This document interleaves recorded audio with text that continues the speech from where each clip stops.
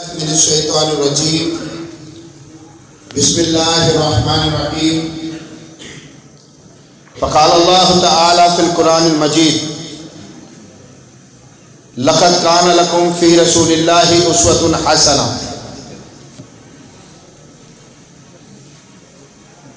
ہم سیرت النبی کا جلسہ سننے کے لیے جمع ہوئے ہیں۔ آپ سن رہے تھے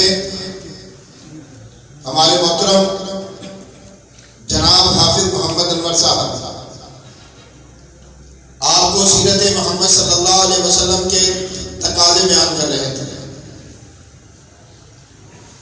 آج کل آپ معاشرے میں رائج سیرت بیان کرنے کا اگر طریقہ ڈھونڈیں گے تو آپ کو کیا دکھائی دے رہا ہوتا ہے؟ مسلمان باہم ایک دوسرے کو محمد صلی اللہ علیہ وسلم کی سنت و سیرت کے ذریعے زیر کرنے کی کوشش کر رہے ہوتے ہیں۔ یہ بالکل حقیقی بات ہے۔ اللہ کے رسول علیہ السلام دنیا میں آئے، اللہ کے نبی علیہ السلام کو بھیجا گیا۔ کیا خیال ہے اللہ کے نبی علیہ السلام کسی خاص علاقے کے لیے، خطے کے لیے، کسی قوم کے لیے، کسی گروہ کے لیے آئے تھے؟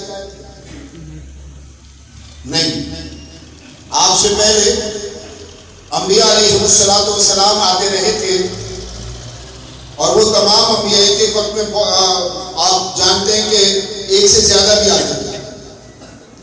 وہ کسی خاص علاقے کے لیے ہوتے تھے، وہ کسی خاص خطے کے لیے ہوتے تھے، وہ کسی خاص قوم یا گروہ کے لیے ہوتے تھے۔ لیکن محمد رسول اللہ صلی اللہ علیہ وسلم اس کائنات میں بسنے والے ہر فرد کے لیے جو آج موجود ہے، جو قیامت تک دنیا میں آنے والے افراد ہیں، ان سب کے لیے ایک نبی ہے، ایک رسول ہے۔ اس کا نام کیا ہے؟ محمد رسول اللہ صلی اللہ علیہ وسلم۔ اب اس کا مطلب کیا ہے؟ عیسائیوں کے لیے، یہودیوں کے لیے، ہندوؤں کے لیے، بدھ مت کے ماننے والوں کے لیے، اسی طرح دنیا میں جو لوگ بھی رہتے ہیں ان کے لیے راہبر، رہنما، مقتدی اور ہادی اگر کسی کو مقرر کیا گیا ہے تو وہ محمد رسول اللہ صلی اللہ علیہ وسلم۔ یہ ہو سکتا ہے کہ لوگ دعویٰ کریں لیکن ان کے دعوے جھوٹے ہوں گے۔ لوگ اپنے آپ کو کسی لیڈر کے طور پر، رہنما کے طور پر پیش کریں، ان کی لیڈری بھی جھوٹی ہوگی، ان کی رہنمائی بھی جھوٹی ہوگی۔ ایک لیڈر اللہ نے دنیا میں مقرر کیا ہے، ایک رہنما اللہ نے محمد صلی اللہ علیہ وسلم کو مقرر کیا ہے۔ اس کے علاوہ دنیا میں کوئی لیڈر نہیں ہے، کوئی رہنما نہیں ہے۔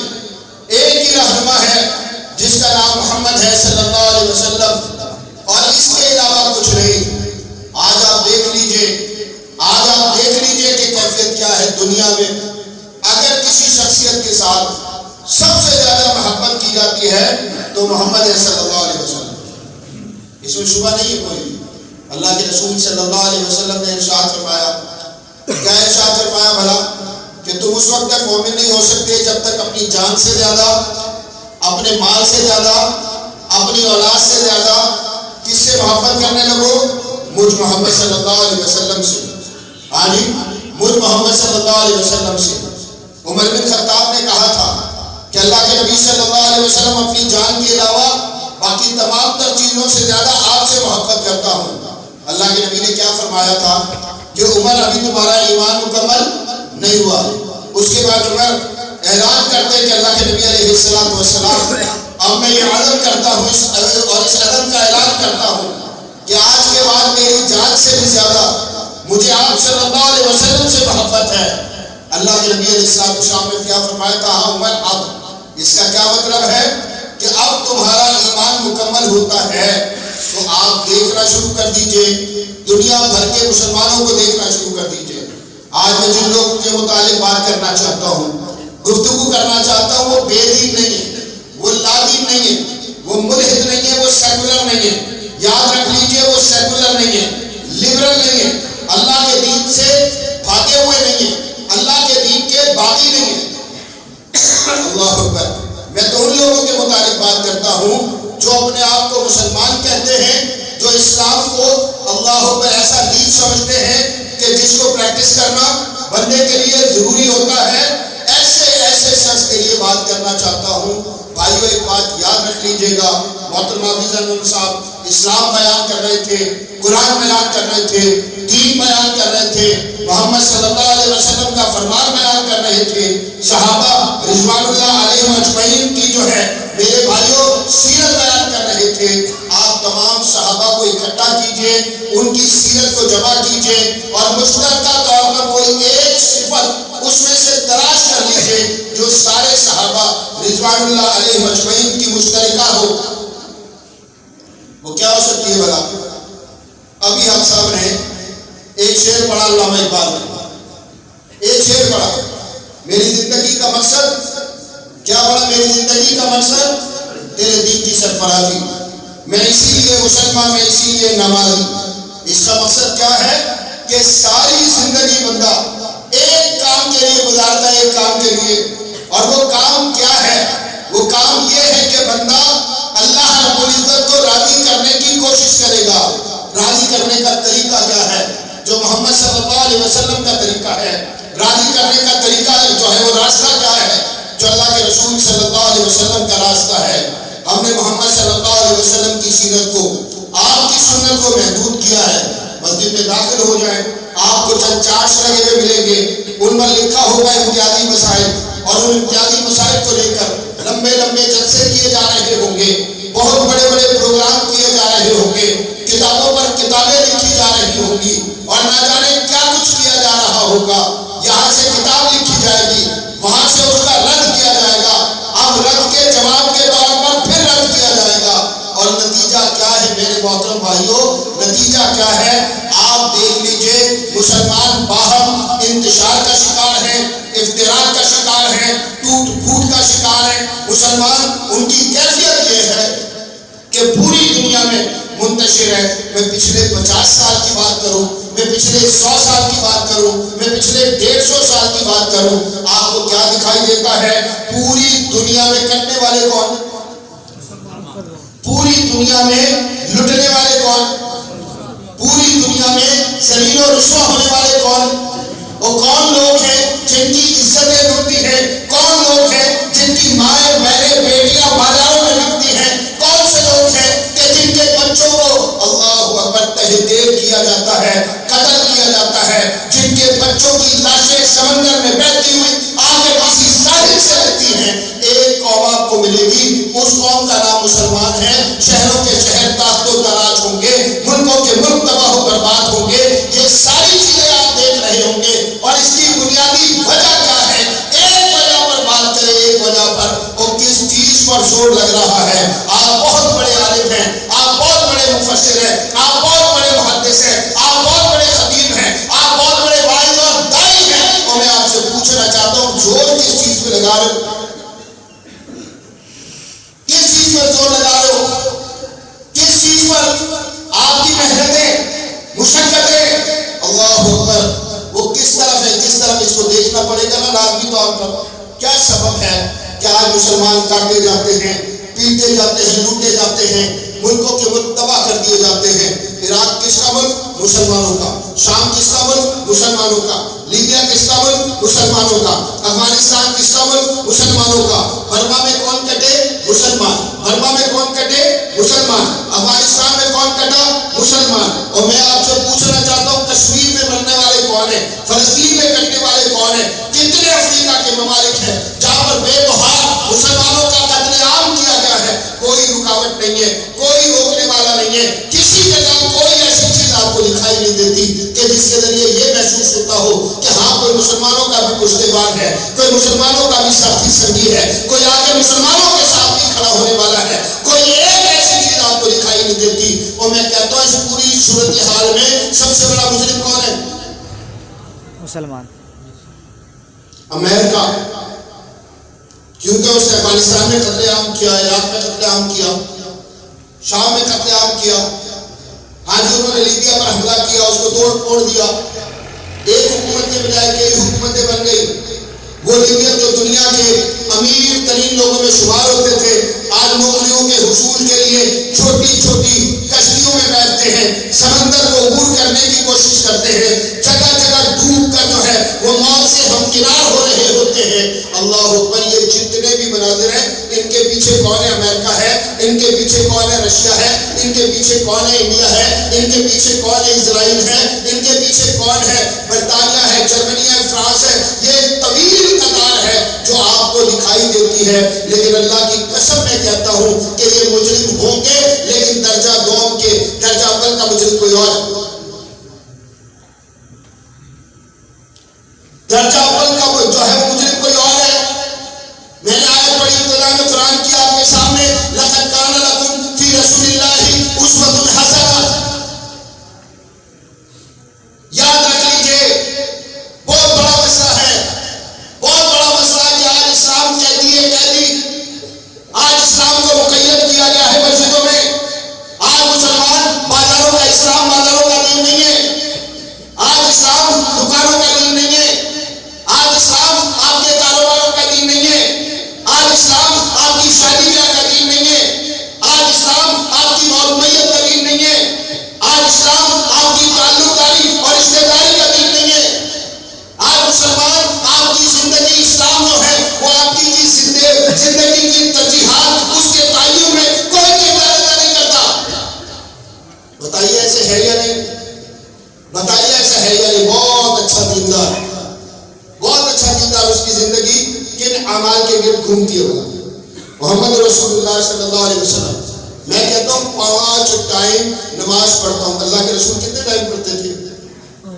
میں کہتا ہوں میری نماز میں خشوع و خضوع ہے۔ محمد صلی اللہ علیہ وسلم کی نماز میں کیا تھا؟ خشوع اور خضوع تھا۔ کیا خیال ہے؟ ہاں جی، اللہ کے رسول کی نماز، اس کی کیفیت اور میری نماز کی کیفیت، ان کا آپس میں آپ کہہ لیجئے کہ موازنہ کرنا ٹھیک ہے؟ نہیں ہو سکتا، کبھی بھی نہیں ہو سکتا۔ کیسی نماز پڑھتے تھے اللہ کے رسول؟ عبداللہ بن مسعود کہتا ہے رات کو میں نے دیکھا اللہ کے نبی علیہ السلام نماز پڑھنے کے لیے کھڑے ہوئے، میں آ کر شامل ہو گیا۔ نبی صلی اللہ علیہ وسلم نے کون سی سورت شروع کی تھی؟ سورۃ البقرہ۔ کہتے پڑھتے گئے 28 پارے کی سورت ہے نا۔ جب ختم ہونے لگی تو میں نے سوچا کہ اللہ کے رسول علیہ السلام رکوع کریں گے، لیکن اللہ کے نبی نے رکوع نہیں کیا۔ کون سی سورت شروع کی تھی؟ سورۃ النساء۔ کہتے وہ شروع کی، جب یہ ختم ہونے لگی تو میں نے کہا کہ اللہ کے نبی علیہ السلام یہاں پر رکوع کریں گے، لیکن نبی علیہ السلام سورہ آل عمران شروع کرتے۔ یہ بھی ایک رکعت کی بات ہو رہی ہے۔ ایک یاد رکھ لیجئے، ایک دنیا میں بے شمار مسلمان آپ کو ملیں گے اپنے عمل پر اطمینان کا اظہار کرتے ہوئے، نمازیں تو پڑھتا ہوں میں، نمازیں تو پڑھتا ہوں میں، بہت اچھی ہوں گی میری نمازیں، لیکن کیا محمد علیہ السلام کی نماز سے موازنہ کیا جا سکتا ہے؟ اور تیری نماز کو مد مقابل لایا جا سکتا ہے محمد علیہ السلام کی نماز کے؟ ایک رکعت میں 5.5 پارے پڑھ دیے محمد رسول اللہ صلی اللہ علیہ وسلم۔ روزہ کس طرح کا رکھتے تھے؟ رمضان کے روزے میں بھی رکھتا ہوں، عالی رمضان کے روزے میں بھی رکھتا ہوں، سحر بھی ہوتی ہے، افطار بھی ہوتی ہے۔ میرا جو آپ کہہ رہے ہیں کہ دسترخوان ہے، وہ سحری میں بھی سجا ہوتا ہے، افطار میں بھی سجا ہوتا ہے، عشاء کے بعد میں بھی میں نے کھانا ہوتا ہے، تراویح کے بعد میں بھی میں نے کھانا ہوتا ہے، اور وہ کھانا ہوتا ہے کہ جو میں چاہتا ہوں۔ اور میرے نبی کی کیفیت کیا ہے؟ اللہ کی قسم روزہ رکھ لیا ہے، کچھ بھی کھانے کے لیے گھر میں پوچھا کچھ ہے، پتہ چلتا کچھ بھی نہیں ہے، کہتے ہیں ہمارا روزہ ہے۔ افطار کے وقت گھر پر آئے، پھر سوال کیا کہ گھر میں کھانے کو کچھ ہے، جواب ملتا ہے کچھ بھی نہیں ہے، روزے کو متصل کر لیتے ہیں۔ اس کا مطلب کیا؟ روزہ ایک دن کا ہوگا یا 2 دن کا؟ صرف دن کا ہوگا یا رات بھی شامل ہوگی؟ رات ہوگی یا اگلا دن بھی ہوگا؟ اللہ اکبر، کیا کرتا ہوں میں؟ اور اس کے بعد صورتحال کیا ہے؟ کیا ہے بلا میری زندگی میں وہ فکر موجود ہے؟ فکر بڑا مطمئن ہوں میں، بڑا مطمئن۔ جلسے میں تو میں جاتا ہوں نا، جلسے میں تو جاتا ہوں میں، جمعے کے خطبے میں جا کر سب سے آگے بیٹھتا ہوں میں، وہاں پر میں اللہ اکبر پورا خطبہ سنتا ہوں، سارا کا سارا مجھے یاد ہے۔ ابھی سن لیجئے، پچھلا سن لیجئے، اس سے پچھلا سن لیجئے، یہ ساری باتیں ٹھیک ہیں۔ محمد صلی اللہ علیہ وسلم کے صحابہ رضوان اللہ علیہ مجمعین کس طرح منسلک تھے اللہ کے نبی کے ساتھ؟ ابو ہریرہ کے متعلق جانتے ہیں آپ کتنی حدیث روایت کی؟ بلا کتنی حدیث روایت کی؟ 5000 سے زیادہ۔ کبھی سوچتے ہیں یہ 5000 حدیثیں کس طرح روایت ہوئی ہوں گی، کس طرح روایت ہوئی ہوں گی؟ میں لوگوں کے دعوے سن رہا ہوتا ہوں، کوئی کہتا ہے ہم محمدی ہیں، کوئی کہتا ہے اہل الحدیث ہیں، کوئی کہتا ہے اہل السنہ ہیں۔ آپ سب کچھ ہوں گے، کسی بھی چیز سے انکار نہیں ہے، لیکن میں صرف آپ سے پوچھنا چاہتا ہوں آپ کی زندگی کی ترتیب وہ ہے جو محمد علیہ السلام کی اور آپ کے صحابہ رضوان اللہ علیہ مجمعین کی تھی؟ ہاں جی، کیا خیال ہے؟ میں کہاں سے سوچنا شروع کرتا ہوں؟ بہت اچھا دیندار بھی ہو، کہاں سے سوچنا شروع کرتا ہے؟ کہاں سے؟ پیٹ سے۔ کہاں سے سوچنا شروع کرتا ہے؟ پیٹ سے۔ سب سے پہلی ضرورت کیا ہے؟ دین ہے، ایمان ہے، اسلام ہے، قرآن ہے، محمد ذیشان ہے علیہ السلام، یا پھر کچھ اور ہے؟ اس کا فیصلہ مجھے خود کرنا پڑے گا کہ میں زندگی میں اپنی ترجیحات کا جب تعین کرتا ہوں تو کس مقام پر آج مسلمان کہتا ہے نہ جانے کیا وجہ ہے کہ اللہ مدد کو نہیں آتا، نہ جانے کیا وجہ ہے کہ اللہ کی مدد نہیں اترتی۔ ایک کے علاوہ کوئی دوسری وجہ ہو سکتی ہے کہ یا ایھا الذین آمنوا ان تنصروا اللہ ینصرکم ویثبت اقدامکم، کہ رب کہے مجھے پہلے نمبر پر رکھو، میں تمہیں پہلے نمبر پر رکھوں۔ ہماری زندگی میں کون سا؟ میں بھائیوں کو کہتا ہوں، یہاں پر بہت سارے اسٹوڈنٹ ہمارے بیٹھے ہوئے ہیں، ہاں جی، وہ ایک پریکٹیکل کرے نا تھوڑا سا، اور پریکٹیکل کا ایمانداری کے ساتھ، یہ جو اپنے عقیدت وغیرہ یہ وہ ساری چیزیں اٹھا کر تھوڑا سا ایک طرف رکھ دیں، اور ایک طرف رکھنے کے بعد آپ کا جو بھی رجسٹر ہے، آپ کی کاپی ہے، وہ لے لیجیے اور اس پر لکھنا شروع کیجیے۔ ایک فہرست بنائے، لسٹ بنائے، لسٹ 1 2 3 4 5 6، اس طرح سے لسٹ بنائے چلے جائیں ان کاموں کی جو مجھے سب سے زیادہ محبوب ہے، اور ان چیزوں کی جن سے مجھے دنیا میں سب سے زیادہ محبت ہے، ان کی لسٹ بنائے چلے جائیں اور ایمانداری کے ساتھ بنائیں۔ اللہ کی قسم اس کے بعد بتائیں کہ اس لسٹ میں اللہ کا نمبر کیا ہوگا اور اللہ کے نبی محمد کا نمبر کیا ہوگا صلی اللہ علیہ وسلم۔ یاد رکھ لیجئے، اگر میری ترجیحاتی فہرست میں محمد صلی اللہ علیہ وسلم پہلے نمبر پر نہیں ہے، اگر میری ترجیحاتی فہرست میں اللہ رب العزت پہلے نمبر پر نہیں ہے، تو اس کے بعد پھر مجھے انتظار کرنا چاہیے کہ کب، کہاں، کس جگہ، کیسے میں آزمائش یا اس کو عذاب کہہ لیں اس کا شکار ہوں۔ آج کیا کر رہے ہیں ہم؟ کس معاملے میں زور لگ رہا ہے ہمارا؟ جہاں سے میں نے بات کی ابتدا کی تھی، کس معاملے میں؟ مسلمانوں کا ایک فرقہ دوسرے کو گرانے کی کوشش کرتا ہے اور دوسرا جو ہے وہ کیا کرتا ہے؟ پہلے کو گرانے کی کوشش۔ قرآن کی آیت ہے، قرآن کی آیت، قُلْ يَا أَهْلَ الْكِتَابِ تَعَالَوْا إِلَىٰ كَلِمَةٍ سَوَاءٍ بَيْنَنَا وَبَيْنَكُمْ۔ کس کو کہا گیا ہے یہ؟ کیا جو یکساں کی طرف، مشترک کی طرف؟ میں پوچھ سکتا ہوں کہ یہ کس کو کہا گیا؟ عیسائیوں کو اور یہودیوں کو۔ ہاں جی، عیسائیوں کو کہا گیا، یہودیوں کو کہا گیا کہ اس کی طرف آ جاؤ جو ہم میں اور تم میں کیا ہے بھلا؟ مشترک ہے۔ اللہ اکبر، کن کے ساتھ اشتراک کی بات کی جا رہی ہے؟ اور بات کرنے والا کون ہے؟ میرے جیسا کوئی بھائی بات کرے نا، میرے جیسا کوئی بندہ بات کرے تو فوری طور پر فتوے لگنا شروع ہو جائیں گے، مجھے اسلام سے خارج قرار دے دیا جائے گا، ممکن ہے کہ واجب القتل ہونے کا فتویٰ بھی لگ جائے۔ اشتراک کس کے ساتھ کرنے کی بات کی جا رہی ہے؟ یہودیوں کے ساتھ۔ اشتراک کس کے ساتھ کرنے کی بات کی جا رہی ہے؟ عیسائیوں کے ساتھ، کہ تم کہتے ہو تمہارا مذہب جو ہے وہ الہامی ہے، ہم بھی کہتے ہیں ہمارا مذہب الہامی ہے۔ تم کہتے ہو کہ تمہارے پاس وہ کتاب جو ہے وہ زبور کی صورت میں، تورات کی صورت میں، انجیل کی صورت میں، آسمانی موجود ہے، وہ ہم بھی کہتے ہیں کہ ہمارے پاس قرآن آسمانی موجود ہے۔ آؤ اللہ کی قسم کچھ نہ کچھ مشترک ہوگا، آؤ مل کے بیٹھ جائیں۔ وہ میرا سوال ہے، مسلمانوں میں سب امتیازی مسائل ہیں، آپس میں ٹوٹ پھوٹ والے، تفریق اور انتشار والے ہیں، یا کچھ مشترک مسائل مسلمانوں میں موجود ہیں؟ کیا کرنا پڑے گا اس دنیا میں کھڑا ہونے کے لیے، اس دنیا میں چلنے کے لیے؟ یاد رکھیں، اللہ کا دین ہمارا محتاج نہیں۔ ساری دنیا ایک طرف تھی، افغانستان میں ساری دنیا ایک طرف تھی 20 سال پہلے 2001 میں جس وقت امریکہ حملہ ہوا ہے افغانستان پر، تو اس وقت صورتحال کیا تھی بلا؟ کہ لوگ کیا کہتے تھے؟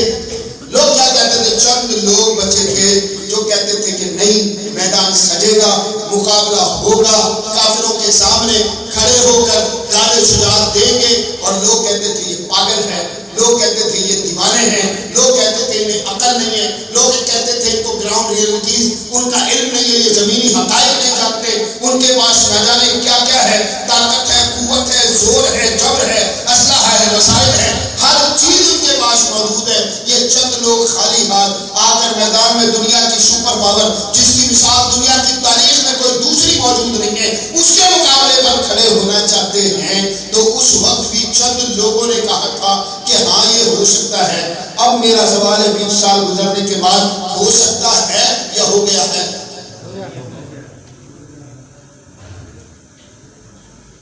اس وقت بھی یہ جو فرقہ کھیلنے والے لوگ ہیں نا، میری بات یاد رکھ لیجئے، یاد رکھ لیجئے، یہ کیا کر رہے تھے بھلا؟ اس وقت کیا کر رہے تھے؟ اس وقت بھی کیا کر رہے تھے؟ یہاں جتنے بھائی اسٹیج پر بیٹھے اور میں سمجھتا ہوں بہت سارے سامعین میں موجود ہوں گے جنہوں نے اس کیفیت کا سامنا کیا ہوگا، اس کیفیت کا سامنا کیا ہوگا کہ لوگ باقاعدہ مذاق اڑاتے تھے۔ ایک مدرسے میں چلا گیا میں، آج مدرسے میں طالب دین صاحب تھے، ملاقات ہوئی ان سے، بالکل یہ وہی دور تھا 2001-2 یہی والا بس۔ تو میں نے ان کے سامنے جا کر بات کرنا شروع کی کہ مسلمانوں کے ساتھ مسائل ہیں، ان مسائل کے حل کے لیے آج اٹھنا چاہیے، کچھ کام کرنا چاہیے، جو مظلوم مسلمان ہیں ان کی مدد کرنی چاہیے۔ تو مولوی صاحب مجھے کہنے لگے تم کل کیا لوگے؟ کیا کہنے لگے؟ تم کل کیا لوگے؟ اللہ کی قسم دنیا کو توحید پڑھاتے ہیں، آج تک ہمیں سمجھ میں نہیں آیا کہ دنیا کو چلانے والا کون ہے۔ آج تک ہمیں نہیں سمجھ میں آئی یہ بات۔ اللہ فرماتا ہے واللہ غالب علی امرہ ولکن اکثر الناس لا یعلمون، کہ دنیا میں کچھ بھی ہوتا ہو، کسی طرح کا ہوتا ہو، کوئی غالب دکھائی دے، کوئی مغلوب دکھائی دے، اور آخر کار دنیا میں کیا ہوتا ہے وہ جو میرا رب چاہتا ہے۔ بتائیے کوئی توحیدی کھڑا ہو کر مجھے بتاتا ہے بات کہ امریکی کی کوئی اوقات نہیں ہے رب کے سامنے، برطانیہ مکھی کے پر کے برابر حیثیت نہیں رکھتا میرے رب کے سامنے۔ نمرود آیا، فرعون آیا، قوم عاد والے، قوم سمود والے، نہ جانے کتنے کھڑے ہوئے، ملیا میٹ ہو گئے، نام و نشان مٹ گیا، دنیا میں وجود باقی نہیں ہے۔ اللہ کی قسم جو رب کے سامنے کھڑا ہوگا، کل من علیہ فان ویبقى وجہ ربک ذو الجلال والاکرام، وہ فنا ہوگا، باقی رہنے والا کون ہے؟ کس نے سمجھائی مجھے یہ توحید؟ مجھے تو ڈرایا جا رہا تھا، مجھے خوفزدہ کیا جا رہا تھا۔ عام آدمی نہیں، دین والا، ایمان والا، اسلام والا، قرآن و سنت والا، قرآن و حدیث کی تعلیم دینے والا، وہ مجھے کیا کہہ رہا تھا؟ کیا کر لو گے تم؟ ہم نے کہا ہم نے کب دعویٰ کیا کہ ہم کچھ کریں گے؟ ہم نے تو کبھی بھی یہ دعویٰ نہیں کیا کہ ہم کچھ کرتے۔ کون کرتا ہے؟ کون کرتا ہے؟ اللہ کرتا ہے۔ کون کرتا ہے؟ یہ مقابلے میں ڈی آئی جی صاحب کے پاس گیا، ان سے میری ملاقات ہوئی تو مجھے کہنے لگے آپ سنجیدگی کے ساتھ بات کرتے ہیں کہ امریکہ کو شکست دی جا سکتی ہے، امریکہ تو بہت بڑی طاقت ہے۔ میں نے کہا حضرت یہ جو بہت ہے نا اس کو تھوڑا سا بڑا کرے، لمبا، ایسے مزہ نہیں آتا ہے۔ امریکہ بہت بڑی طاقت ہے، امریکہ بہت بڑی طاقت ہے، یہ حقیقت ہے۔ دنیا آج انڈیا اور آپ کی جنگ سے بہت زیادہ ڈرتی ہے۔ اس کی وجہ کیا ہے؟ کہ دونوں کے پاس ایٹم بم ہے، دونوں کے پاس کیا ہے؟ ایٹم بم ہے۔ دنیا میں اس وقت سب سے بڑا مسئلہ کیا ہے؟ پتہ کیجئے کسی سے انوائرمنٹ، سب سے بڑا مسئلہ کیا ہے؟ انوائرمنٹ یعنی ماحولیات۔ سب سے بڑا مسئلہ یہ گلوبل وارمنگ دیکھ لیجئے۔ ابھی آپ کس مہینے میں ہیں؟ ابھی آپ کون سے مہینے میں؟ آدھے سے زیادہ یہ مہینہ گزر چکا ہے۔ سردی کتنی شدید ہوتی تھی، سردی شروع ہوئی اب تک۔ یہ دنیا بدل رہی ہے، دنیا بدل رہی ہے۔ آپ وہ علاقے جو سرد ترین ہوتے تھے وہاں گرمیوں سے لوگ مر رہے ہیں۔ گلیشیئر جو ہے وہ مسلسل خاتمے کی جانب۔ آپ کبھی دنیا میں پہلے آپ نے سونامی نہیں سنے ہوں گے، ابھی کبھی زلزلے آتے ہیں، کبھی سونامی آتی ہے، کبھی طوفان آتے ہیں، کبھی کوئی مسئلہ، کبھی کوئی مسئلہ۔ اتنی زیادہ حرارت بڑھ چکی ہے کہ کبھی امریکہ کے جنگلوں میں، کبھی کینیڈا کے جنگلوں میں، کبھی آسٹریلیا کے جنگلوں میں آگ لگنے کی داستانیں سنتے ہیں آپ۔ یہ سب کیا ہے؟ یہ گلوبل وارمنگ۔ دنیا کہتی ہے انڈیا پاکستان کی جنگ ہو گئی، ایک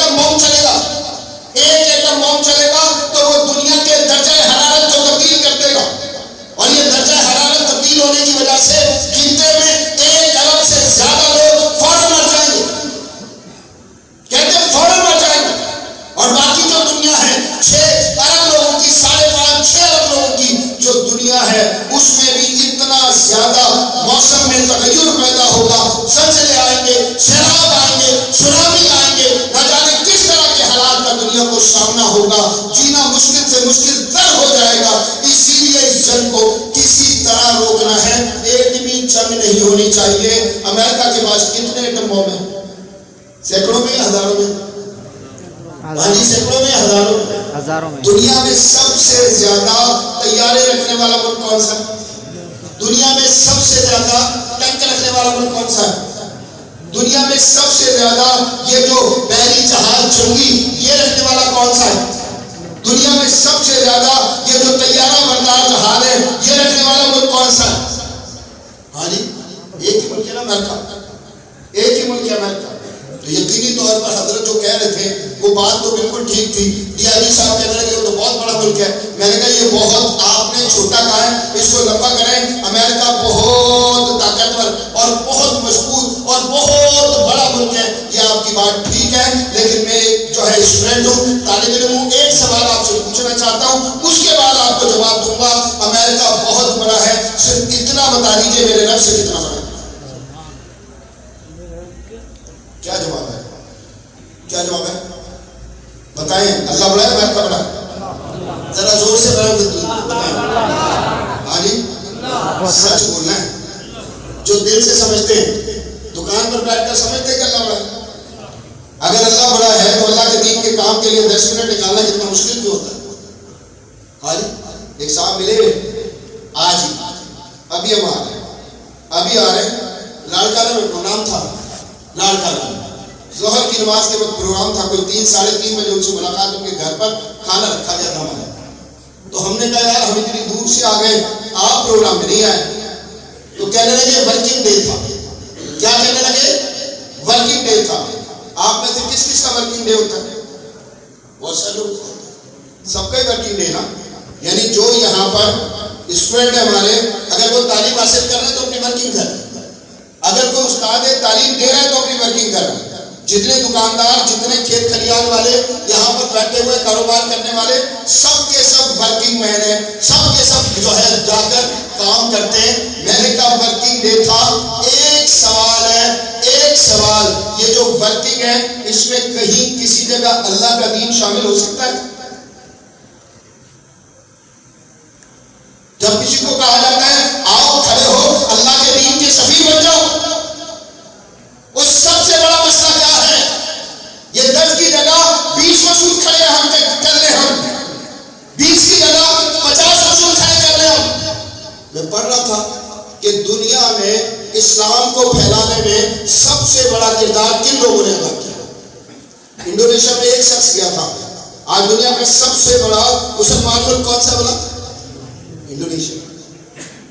انڈونیشیا ایک بندہ ہندوستان سے اٹھ کر گیا تھا، تاجر تھا۔ کون تھا؟ تاجر، کوئی شیخ الحدیث نہیں، کوئی مفسر قرآن نہیں، یاد رکھیں کوئی نہیں، ایک عام آدمی تاجر اٹھ کر گیا، اللہ کی قسم دکان پر بیٹھا ہے، کچھ بیچتا ہے کچھ خریدتا ہے، کردار اللہ کے دین کا ساتھ ہے، پکا ٹھکا مومن مسلمان ہے، جہاں کھڑا ہے اللہ کے دین کا داعی ہے، کبھی زبان سے دعوت دے گا، کبھی کردار سے دعوت دے گا۔ ان لوگوں کے ذریعے پوری دنیا میں اسلام پھیلا ہے۔ جب مجھے کہا جاتا ہے کچھ کام کرو، میں کہتا ہوں یار ابھی ذاتی کام ہے، جب فارغ ہو جاؤں گا تو کام کروں گا۔ اللہ کی قسم بتائیے میری خوش قسمتی ہے یا بد قسمتی ہے، یہ میری خوش بختی ہے یا بد بختی ہے کہ اللہ کا دین میرے ذاتی کاموں میں شامل نہیں؟ بتائیے کہ اللہ کا دین میرے ذاتی کاموں میں شامل نہیں ہے۔ میں پوچھ رہا تھا کہ سے بتائیں کہ اللہ بڑا ہے یا پھر امریکہ بڑا ہے؟ جواب اس کا بھی وہی تھا کہ بھئی اللہ سے بڑا کون ہو سکتا ہے؟ میں بھی تو کہتا ہوں کہ اللہ سے بڑا کوئی نہیں ہے۔ سوال کروں گا آپ سے، مالک کون ہے؟ ذرا زور سے بولیں، کچھ لوگوں کو پتا ہے کچھ کو نہیں پتا۔ مالک کون ہے؟ خالق کون ہے؟ رازق کون ہے؟ یہ سچ ہے یا جھوٹ ہے؟ صحیح بتائیں، پکی بات ہے۔ جو اللہ کو رازق سمجھتا ہو نا سب سے پہلے اللہ سے جڑے گا، جو اللہ کو خالق سمجھتا ہو سب سے پہلے اللہ سے جڑے گا۔ مالی کے چور اچکوں کے ساتھ، دنیا بھر کو لوٹنے والوں کے ساتھ، دنیا بھر کے لوگوں کے ساتھ، ظلم زیادتی کرنے والوں کے ساتھ جو لوگ جڑتے ہیں، ان کے جھنڈے اٹھاتے ہیں، ان کے نعرے لگاتے ہیں، ان کی بلے بلے کرتے ہیں، جانتے ہوئے کہ یہ بدکار ہے، سیاکار ہے، شرابی ہے، جواری ہے، زانی ہے، جانتے ہیں کہ یہ قوم کا ہمدرد نہیں، قوم کا دشمن ہے، اس کے ساتھ کھڑے ہوتے ہیں ذاتی مفاد کے لیے۔ اس کی وجہ کیا ہے؟ یہاں جڑ گئے تو کچھ نہ کچھ مل جائے گا۔ اللہ کی قسم بتائیں، اللہ کے ساتھ جڑ کر کچھ نہ کچھ ملتا ہے یا سب کچھ مل جاتا ہے؟ ہاں جی، سب کچھ ملتا ہے۔ تو کہاں جا کر جڑتے ہیں؟ کہاں جا کر جڑتے ہیں؟ کہا اس نے بھی وہی تھا جو میں کہہ رہا ہوں، کہا اس نے بھی وہی تھا جو میں کہہ رہا ہوں، جو آپ کہہ رہے ہیں کہ سب سے بڑا کون ہے؟ اللہ۔ یہ علی صاحب فرمانے لگے اللہ سے بڑا کون ہو سکتا ہے؟ ہم نے کہا چلے جی اللہ سے بڑا کر کوئی نہیں ہے تو اللہ کو کوئی شکست بھی نہیں دے سکتا۔ اس کی وجہ یہ ہے کہ یہ جنگ بندوں کے ساتھ نہیں ہے۔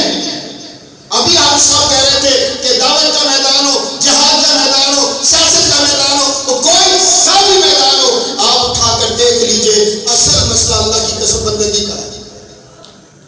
اصل مسئلہ کیا ہے؟ بندگی کا ہے کہ میں نے ہر جگہ پر کھڑے ہو کر، دکان پر، کاروبار پر، اپنے بزنس پر، کسی شادی بیاہ کی تقریب میں، اپنے باپ کی میت پر اللہ اکبر تعلق داری بناتے ہوئے، رشتہ داری کرتے ہوئے، کوئی رشتہ توڑتے ہوئے، دنیا داری کا کوئی کام کرتے ہوئے اللہ کی قسم کیا کرنا ہے؟ یہ ثابت کرنا ہے کہ میں بندہ ہوں تو کس کا ہوں؟ جب بندہ اللہ کا ہو تو بندگی کس کی چلے گی؟ بتائیے، اللہ کی بندگی اللہ کی چلا۔ کوئی صاحب کا واقعہ سنا رہا تھا میں آپ کو، صاحب کا کہ میں چلا گیا ان کے پاس کسی دینی ادارے میں، مدرسے میں، وہ مجھے کہنے لگے میں نے ان کو کہا کھڑا ہونا چاہیے، چلنا چاہیے، کام کرنا چاہیے، ٹھیک ہے، تو وہ کہنے لگے حالات نہیں دیکھتے ہیں، کتنے پریشان کن حالات ہیں، اتنی بڑی وہ طاقت ہے، اس کے مقابلے پر کیا کر لو گے تم لوگ، چند لوگ ہو۔ اور پھر انہوں نے کہا کہ کرود آئے گا، کرود آ کر پھٹے گا، تمہارے چیچڑے اڑ جائیں گے، ایسے اللہ اکبر کہتا وہ اتنی بڑی طاقت ہے، تمہارے پاس تو ہے کچھ نہیں، تمہارے اس طرح سے کر کے چیچڑے اڑ جائیں گے، تم پاگل ہو۔ کیا کہنے لگا؟ تم پاگل ہو۔ میں نے کہا آج آپ نے صرف یہ بات نہیں کرنی بلکہ مجھ سے پوچھنا ہے کہ یہ پاگل پن کہاں سے آیا، مجھ سے پوچھنا ہے کہ یہ دیوانہ پن کہاں سے آیا، مجھ سے پوچھنا ہے کہ یہ ترتیب لے کر جو میں چلا ہوں یہ کہاں سے آئی ہے، مجھ سے یہ سوال کریں۔ اس نے کہا بتا دو۔ میں نے کہا اللہ کی قسم میں بدر دیکھتا ہوں، احد دیکھتا ہوں، تبوک دیکھتا ہوں، خندق دیکھتا ہوں، نبی آ کے کھڑے ہوئے بدر میں، تو کیا خیال ہے جنگ کرنے کے لیے گئے تھے؟ جنگ کی پوری طرح سے تیاری کرنے گئے تھے؟ ہاں جی، ابو سفیان کے تجارتی سامان کے پیچھے گئے تھے، اللہ نے لے جا کر ابو جہل کے لشکر زرار کے سامنے کھڑا کر دیا، تیر بھی وہاں، تلوار بھی وہاں، نیزے بھی وہاں، بھالے بھی وہاں، اونٹ بھی وہاں، گھوڑے بھی وہاں، ساز و سامان، اسلحہ وسائل، ہر چیز وہاں، یہ خالی ہاتھ کھڑے۔ لوگ کہتے ہیں ہمیں دکھائی نہیں دیتا، ہم کہتے ہیں ہم ایک مرض میں مبتلا نہیں ہوں۔ اللہ نے ہمارے اوپر بڑا فضل کیا ہو کہ ہم ایک مرض میں مبتلا نہیں ہوں، کہ وہ مرض کیا کہ جب معاملہ اللہ کا ہوگا تب ہم کسی گراؤنڈ ریئلٹی کے چکر میں نہیں پڑیں گے۔ جب معاملہ میرے رب کا ہوگا تو میں کبھی بھی زمینی حقائق نامی مرض کی طرف نہیں جاؤں گا۔ اس کی وجہ کیا ہے کہ اگر میں لوگ گننے لگوں، اگر میں ساز و سامان گننے لگوں، اگر میں صحت اور وسائل گننے لگوں، اگر میں اللہ اکبر ان کی دولت، مال، انبار، اس کے جائیدادیں اور پوری دنیا میں ان کا غلبہ، اس کو دیکھنے لگوں تو کیا خیال ہے پھر رب مجھے دکھائی دے گا؟ نہیں، میں سب سے پہلے کدھر دیکھوں گا؟ اللہ کی طرف۔ اور جب بندہ اللہ کی طرف دیکھتا ہے تو پھر اس کو کسی اور طرف دیکھنے کی ضرورت ہوتی ہے؟ کیا کیا تھا میرے محمد صلی اللہ علیہ وسلم نے بدر کے میدان میں؟ میرا آپ سے سوال ہے کہاں دیکھا تھا؟ اللہ کی طرف۔ اللہ کی طرف گھوڑے نہیں ہیں، اونٹ نہیں ہے، تیر تلوار نہیں ہے، لوگ بھی نہیں ہیں، کچھ بھی نہیں، ساری چیزیں اللہ کے نبی کو دکھائی دے رہی ہیں، سامنے دکھائی دے رہی تھی۔ سجدے میں گر گئے، رونا شروع کیا، گڑ گڑانا شروع کیا، آنسو بہانے شروع کیے۔ یہ تعلق تو میرا اللہ رب العزت سے نہ جانے کب کہاں کس جگہ ٹوٹ چکا ہوتا کہ حالات کی سختی سامنے آئی ہے، شدت سامنے آئی ہے، اور میں کھڑا ہو جاؤں اللہ رب العزت کے سامنے اور وہ کہنا شروع کروں کہ جو محمد صلی اللہ علیہ وسلم نے کہا تھا کہ اللہ ہم بہت زیادہ کیا ہے، کمزور ہے. یہ توحید کی ماننے والی دنیا میں واحد جماعت ہے. ہمارے امیر محترم کہتے ہیں ایک بات، کیا بولا، لوگ کہتے ہیں کسی نے مجھے کہا کہ آپ کی جماعت پر بین لگ گیا. میں نے کہا آپ کو بڑی دیر سے پتا چلا، اتنی دیر سے اتنے لائن میں آپ کو آج پتا چلا. آج سے تقریباً کوئی 1435 36 یا 40 سال پہلے صفا کے پہاڑ پر کھڑا ہوا تھا ایک شخص. اس نے مکے والوں کو جمع کیا تھا اور جمع کر کے کہا تھا قولوا لا الہ الا اللہ تفلحوا تملکوا العرب والعجم. ابو لہب پتھر اٹھاتا ہے، مارتا ہے، کہتا ہے تمہاری دعوت پر پابندی ہے. یہ پابندی کہاں سے شروع ہوئی تھی؟ ہر جگہ جہاں بھی کوئی نہ کوئی اللہ والا کھڑا ہوا. ابراہیم کو دعوت دینے کی آزادی تھی، موسیٰ کو دعوت دینے کی آزادی تھی، عیسیٰ علیہ السلام کو آزادی کے ساتھ اللہ کے دین کی خدمت کا موقع دے دیا گیا تھا. محمد صلی اللہ علیہ وسلم بہت زیادہ معتبر تھے، مکے کی گلی کوچوں میں امین و صادق تھے، لیکن جب کھڑے ہوئے اللہ کے دین پر، میرا سوال ہے اللہ کے نبی علیہ السلام کو راستے دیے گئے تھے، اللہ کے نبی علیہ السلام کی عزتوں میں اضافہ کیا گیا تھا، محمد صلی اللہ علیہ وسلم کو اپنا سردار بادشاہ بنایا گیا تھا. یہ راستے میں طرح طرح کی رکاوٹیں کھڑی کی گئی تھی. صاحب فرمانے لگے جماعت پر پابندی لگی. ہم نے کہا یہ تو بڑے عرصے پہلے لگی تھی. جب بھی اہل حق میں سے کوئی کھڑا ہوتا ہے، اہل توحید میں سے کوئی کھڑا ہوتا ہے، ہمارے امیر محترم کہتے ہیں کہ وہ بھی کیا جماعت ہے کہ جس پر کافر پابندی نہ لگے. بات سمجھ رہے ہیں آپ میری؟ میں بڑا توحیدی، بڑا جو ہے وہ کتاب و سنت کا نمبردار ہوں، کافروں کو میرا وجود ہی دکھائی نہیں دیتا. ہے نا بڑی عجیب سی بات. جو اللہ کے دشمن ہیں، اللہ کے باغی ہیں، اللہ کے بندوں سے لڑنے والے ہیں، اللہ کے بندوں کے خلاف ہر طرح کی سازشوں کے جال بچھانے والے ہیں، اگر ان کو میرا وجود نہیں دکھائی دے رہا، اگر وہ میرے وجود کے حوالے سے کسی پریشانی کا اظہار نہیں کر رہے، اگر وہ اپنے مجرموں کی فہرستوں میں ہمیں شامل نہیں کر رہے، تو کیا خیال ہے کہ ہم کچھ کر رہے ہیں؟ کچھ بھی نہیں کر رہے. میری بات یاد رکھ لیجیے گا، ہم کچھ بھی نہیں کر رہے.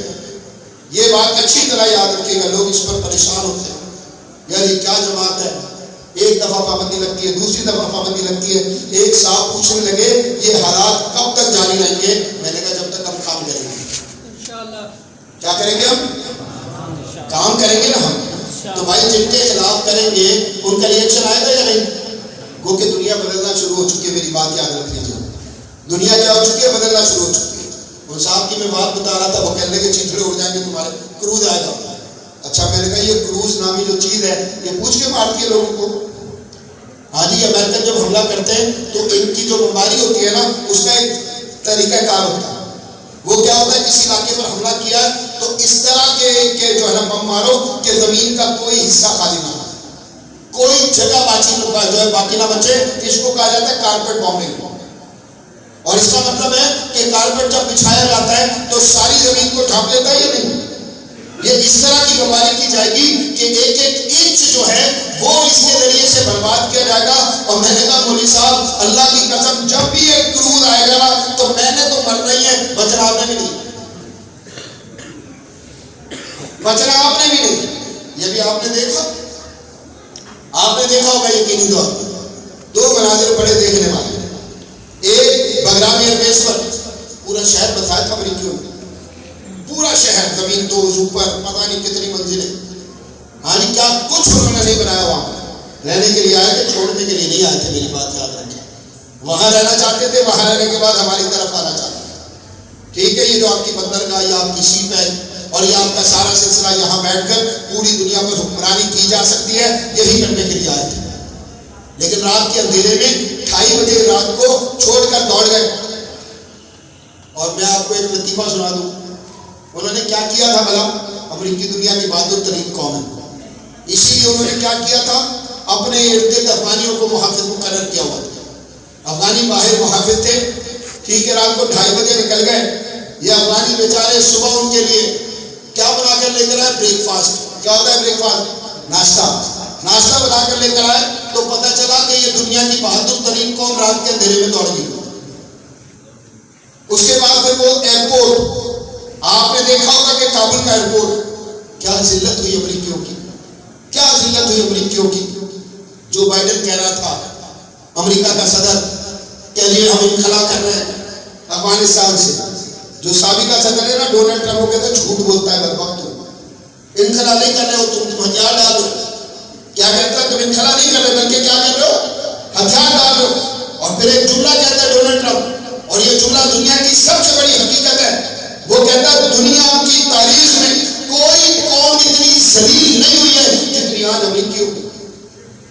وہ برطانوی وزیر دفاع چھپا رہا، اپنی شکست کا اعلان کر رہا، اور ساتھ کہہ رہا امریکیوں اب تم سپر پاور نہیں ہو دنیا میں. سپر پاور کتنی ہے دنیا میں آج؟ کتنی ہے؟ کوئی بتایا؟ ویل ایجوکیٹڈ لوگ بیٹھے ہوئے پڑھے لکھے، کتنی سپر پاور ہے دنیا میں آج؟ ہاں جی، کون؟ اللہ. کاش مجھے یقین آ جائے اس بات، کاش مجھے یقین آ جائے. لوگ کہتے ہیں پاکستان کے ساتھ چائنا کھڑا ہوگا تو کیوں ہو جائے گا، پاکستان کے ساتھ روس کھڑا ہو جائے گا تو کیوں ہو جائے گا. کوئی کھڑا ہو یا نہ ہو، کس کو کھڑا ہونا چاہیے؟ ذرا زور سے بولے. اللہ کو کھڑا ہونا چاہیے، اللہ کو کھڑا ہونا چاہیے. میں کہتا ہوں یہ امریکی جب کابل سے دوڑ رہے تھے تو ایک منظر آپ نے دیکھا ہوگا. وہ منظر کیا تھا؟ ہزاروں کی تعداد میں امریکیوں کے پٹھو جو تھے، جنہوں نے غلامی کا حق ادا کیا، اپنے بھائیوں کے خلاف امریکیوں کا ساتھ دیا، وہ کہاں پر تھے؟ ایئرپورٹ پر. جہازوں میں ان کو گھسنے نہیں دیا جا رہا تھا، جہازوں کے ٹائروں سے لپٹے ہوئے تھے، جہاز کے اندر میں گھسنے کی کوشش کر رہے تھے. وہ ویڈیو آپ سب نے دیکھی ہوگی، سب نے دیکھی ہوگی. اور وہ کیا تھی بلا؟ جہاز ایسے فضا میں بلند ہوتا ہے اور اوپر سے لوگ گر رہے تھے یا ٹپک رہے تھے. یہ سارے مناظر ہم نے دیکھے. یہ کیا تھا بلا؟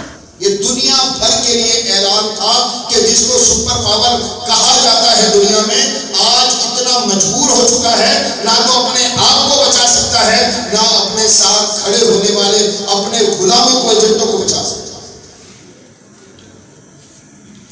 تو وہ صاحب فرمانے لگے چیتڑے اڑ جائیں گے آپ. ہم نے کہا ہمارے اڑیں گے، آپ کے اڑیں گے. ہاں جی. اور اگر ہمارے اڑے، اگر ہمارے اڑے، اللہ سے دعا کرتے ہیں، اللہ کی قسم روزانہ دعا کرتا ہوں، اللہم ارزقنی شہادت فی سبیلک. ہر روز کہ اللہ مجھے اپنے راستے میں شہادت کی موت عطا فرما. میں نہیں، میرے سارے ساتھی، میرے سارے بھائی، اس قافلے کے جتنے بھی راہرو ہیں، وہ سب کے سب انہی دعاؤں اور جذبوں کو لے کر میدان میں اترے. ہر روز یہ دعا کرتے ہیں. اللہ اکبر. مجھے واقعہ یاد آیا نا عبداللہ بن جہش، اور ساتھ میں کون تھا بلا؟ سعد بن وقاص. ہاں جی، دعا کی تھی نا. ہاں جی، سعد بن وقاص. سعد بن وقاص، سعد بن وقاص کہتے ہیں کہ عبداللہ بن جہش اور ہم دونوں ایک جگہ پر جمع تھے. اگلے دن جنگ ہونے والی تھی، مارکے کا میدان سجنے والا تھا. عبداللہ بن جہش نے کہا کہ آؤ مل کر دعا کرتے ہیں. ٹھیک ہے، میں دعا کروں گا، تم آمین کہنا. تم دعا کرو گے، میں آمین کہوں گا. اللہ کی قسم کبھی میں سیکھ لوں صحابہ رضوان اللہ علیہ اجمعین سے کہ دنیا کیا ہے اور آخرت کیا ہے، دنیا کو برتنے کا طریقہ کیا ہے اور دنیا کو سمجھنے کا طریقہ کیا ہے. سعد بن وقاص کہتے کہ میں نے دعا کرنا شروع کی، میں نے دعا کی، یا اللہ کل مارکے کا میدان ہوگا، کسی مضبوط مستحکم بڑے زور آور دشمن کو میرے سامنے لا کر کھڑا کرنا، وہ مجھ پر بات کرے، میں اس پر بات کروں. میدان زبردست طریقے سے سجا ہو، یہاں تک کہ میں اس پر غالب ہوں، اس کو گراؤں، گردن کاٹوں، اس کو قتل کروں. عبداللہ بن جہش نے کیا کہا؟ آمین. اور اس کے بعد عبداللہ بن جہش نے یہی دعا کرنا شروع کی، یا اللہ کے مارکے کا میدان برپا ہو اور میدان سج جائے، میرے سامنے ایک دشمن آ جائے بڑا مضبوط، وہ مجھ پر حملہ کرو، مجھ پر حملہ کرو، یہ چلتا رہے یہاں تک کہ مجھ پر غالب آئے، یہاں تک کہ وہ مجھے گرائے، یہاں تک کہ میری گردن کاٹے، میرا ناک کاٹے، میرے جان کاٹے. اور اللہ کا جب میں تیرے سامنے اس حالت میں پیش ہوں تو پوچھے عبداللہ کس لیے یہ کام کر کے آئے ہو، تو میں کہوں اللہ تیرے لیے. سعد بن وقاص کہتے ہیں اگلے دن دونوں کام ہوئے، دونوں کام ہوئے. جس کی دعا میں نے کی تھی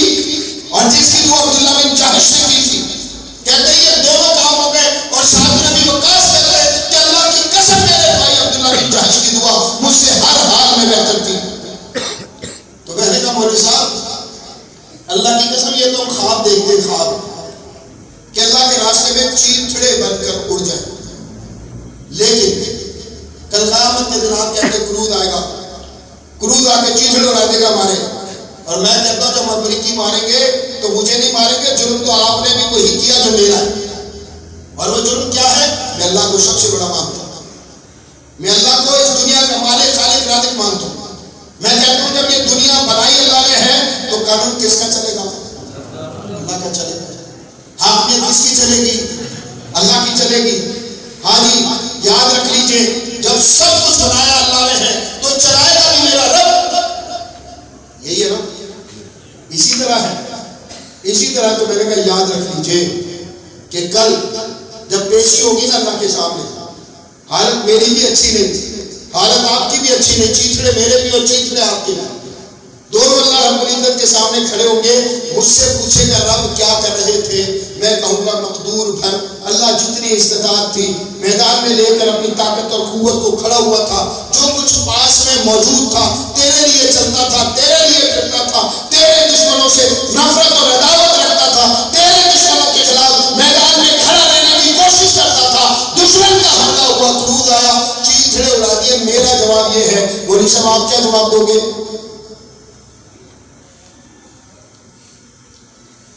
جب یہ کہا جا رہا ہوتا ہے نا میری زندگی کا مقصد تیرے دین کی سرفرازی، میں اسی لیے مسلمان اور میں اسی لیے نمازی، تو اس کا مطلب کیا ہوتا ہے کہ بندہ اپنا آپ سونپ رہا ہوتا ہے اللہ رب العزت، اپنا آپ سونپ رہا ہوتا ہے، یہ چلا تو جانا ہی ہے، یہ چلا تو جانا ہی ہے۔ آج کسی نے مجھے ایک پوسٹ بھیجی، جنازہ اٹھائے لیے جا رہے لوگ، اسے لکھا جو کندھوں پہ اٹھاتے ہیں اس کے بعد وہ کیا کرتے ہیں؟ مٹی میں دبا دیتے ہیں۔ جو کندھوں پر اٹھاتے ہیں وہ کیا کرتے ہیں؟ مٹی میں دبا دیتے ہیں۔ آج بلے بلے ہو رہی ہوتی ہے نا پوری دنیا میں، آخر کار میرا اور آپ کا انجام کیا ہے؟ آخر کار میری اور آپ کی حاضری کہاں ہے؟ آخر کار میں نے اور جا کر آپ نے جا کر حساب کس کو دینا؟ واللہ جب یہ سارے کام اللہ کی طرف ہے تو جڑنا کس سے چاہیے؟ کس سے جڑنا چاہیے؟ زندگی کی ترتیب محمد رسول اللہ صلی اللہ علیہ وسلم کی دیکھ لیجئے، نماز روزہ حج زکات یہ لازمی کرنے والا کام ہے، لیکن نبی صلی اللہ علیہ وسلم کی زندگی کی ترتیب کیا ہے؟ کیا کرتے تھے اللہ کے نبی علیہ الصلوۃ والسلام؟ دن رات اللہ کے دین کے لیے محنت کیا کرتے تھے، دن رات، اچھے کے پاس برے کے پاس، کالے کے پاس گورے کے پاس، سیاہ کے پاس سفید کے پاس، امیر کے پاس غریب کے پاس، سردار کے پاس اور عام آدمی کے پاس محمد صلی اللہ علیہ وسلم اللہ کا دین لے جایا کرتے تھے یا نہیں؟ ابھی سنا رہے تھے، کون بنا؟ حافظ انور صاحب کہ اللہ کے رسول علیہ السلام سے پوچھا ماجد عائشہ رضی اللہ تعالیٰ عنہ نے کہ آپ کی زندگی کا کوئی سخت دین، احد سے زیادہ بھی کوئی سخت دین تھا؟ کیا جواب دیا تھا کہ جب طائف میں گیا تھا نا، طائف میں گیا تھا، سرداروں کے پاس گیا، ان سب نے انکار کر دیا، کسی ایک نے بھی میری دعوت کے اوپر لبیک نہیں کہا۔ ہمارے پاس لوگ آ رہے ہوتے ہیں، کوئی اگر بھولا بھٹکا کھڑا ہو جائے، چلنا شروع ہو جائے، چند دن میں تھک جاتا ہے، چند دن میں رک جاتا ہے، چند دن میں راستہ تبدیل کر لیتا ہے، اور اس کی بنیادی وجہ کیا ہوتی ہے بھلا؟ آ کر ایک ہی بات کر رہا ہوتا ہے، یار یہ میرے معیار کے مطابق نہیں تھا، میں نہیں کر سکتا، اس میں تو لوگوں کی باتیں سننے کو ملتی ہے۔ نبی نے باتیں سنی تھی یا پتھر کھائے تھے؟ ہاں جی، پتھر کھائے تھے یا خون بہایا تھا؟ کیا خیال ہے؟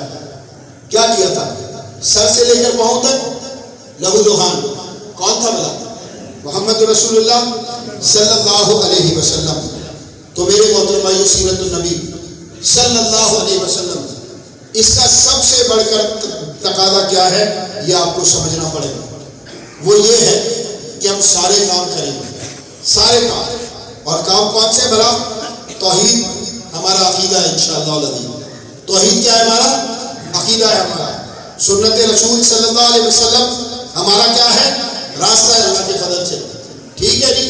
ہم انشاءاللہ سارے کام کریں گے، نماز پڑھیں گے، روزہ رکھیں گے، اللہ توفیق دے گا تو حج کریں گے، اللہ نے اگر استطاعت دی تو زکات دیں گے، صدقہ کریں گے، یہ سارے کام کریں گے، لیکن اس کے ساتھ وہ بھی کریں گے جو میرے محمد صلی اللہ علیہ وسلم اور آپ کے صحابہ رضوان اللہ علیہ مجمعین مستقل کیا کرتے ہیں، اور وہ کام کیا ہے؟ اللہ کے دین کے لیے اپنے آپ کو استعمال کرنا. اللہ کے نبی صلی اللہ علیہ وسلم نے ارشاد فرمایا کہ اللہ جب کسی کے ساتھ خیر کا ارادہ کرتا ہے تو کیا کرتا ہے بھلا؟ اس کو اپنے دین کے لیے استعمال کر لیتا ہے، اس کو اپنے دین کے لیے استعمال کر لیتا ہے. آخری بات بھی سنانا چاہتا ہوں.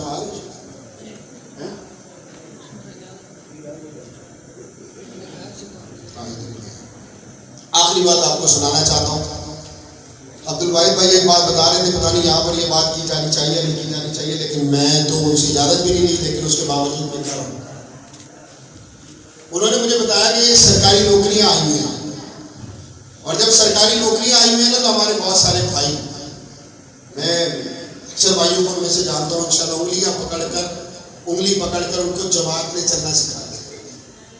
جماعت نے ان کو کھڑا کیا ہوگا، جماعت نے ان کی تربیت کی ہوگی، جماعت نے ان کو تعلیم دی ہوگی، اور آج وہ جس مقام پر ہوں گے اس کے پیچھے کون ہے والا؟ اللہ کے فضل سے جماعت ہے اور اللہ کا دین. میں سنتا ہوں یہ سرکاری نوکریاں آئی ہیں اور لوگ جو ہے نا دوڑ رہے ہیں ان کی طرف کہ یہاں پر مستقبل محفوظ ہو جاتی ہے. نہ جانے مستقبل کیا ہے، ہمیں کبھی سمجھ میں آئی یہ بات یا نہیں. اسی کالج میں آیا تھا، مجھے کہا عبد الواحد بھائی نے کہ میٹرک کی کلاس ہے اس کو درس دے دیجیے. میں نے کہا بچے خراب ہو جائیں گے آپ کے، اگر ہم سے درس کرواؤ گے تو کیا ہوگا؟ انہوں نے کہا نہیں جی کر دیں. میں نے جا کر لکھا بلیک بورڈ پر فیوچر، اور بچوں سے پوچھا فیوچر کیا ہوتا ہے. بچوں نے بیان کرنا شروع کر دیا کہ فیوچر کیا ہوتا ہے، بیان کرنا شروع کیا، مستقبل کی باتیں پر ہونا شروع ہو گئی. پھر میں نے سب سے پوچھنا شروع کیا کیا بننا چاہتے ہو؟ کوئی ڈاکٹر بننا چاہتا تھا، کوئی انجینئر بننا چاہتا تھا، کوئی سائنٹسٹ بننا چاہتا تھا، کوئی بڑا سرکاری افسر بیوروکریٹ بننا چاہتا تھا، کوئی بہت بڑا جو ہے آپ کہہ لیں کہ بزنس مین بننا چاہتا تھا، وغیرہ وغیرہ وغیرہ. یہ ساری چیزیں تھیں. تو میں نے پوچھنا شروع کیا آپ تم بتاؤ. ان میں سے زیادہ تر لوگ وہ تھے کہ جو ڈاکٹر بننا چاہتے تھے. میں نے پوچھا ایک بچے سے جو ڈاکٹر بننا چاہتا تھا، اسی کالج کا بچہ. میں نے اسے پوچھا بیٹا آپ کی عمر کیا ہے؟ وہ میٹرک کا اسٹوڈنٹ تھا، 17-18 سال اس کی عمر تھی. ہم نے کہا پاس آؤٹ ہوں گے یہاں سے میٹرک کرنے کے بعد 18 کے ہو جائیں گے، FSC کریں گے 20 کے ہو جائیں گے.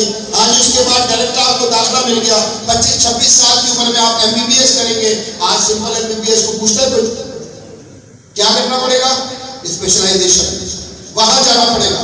آپ FCPS کریں گے، FRCS کریں گے، آپ MS کریں گے، نہ جانے کیا کچھ کر کے اسپیشلسٹ کے طور پر میدان میں اتریں گے. 31-32 سال عمر ہو چکی ہے. اب یہ وہ گھوڑا ہے جو ریس میں دوڑنے کے لیے تیار ہے. اور پھر بتائیے ڈاکٹر کتنا دوڑتے ہیں ریس میں؟ ایک اسپتال میں نوکری کرتے، دوسرے میں تیسرے میں کرتے، صبح کا کلینک کرتے، شام کا کلینک کرتے، رات کو فون اٹینڈ کرتے، ایمرجنسی میں جا رہے ہوتے، ہزاروں نہیں لاکھوں جمع کرتے ہیں.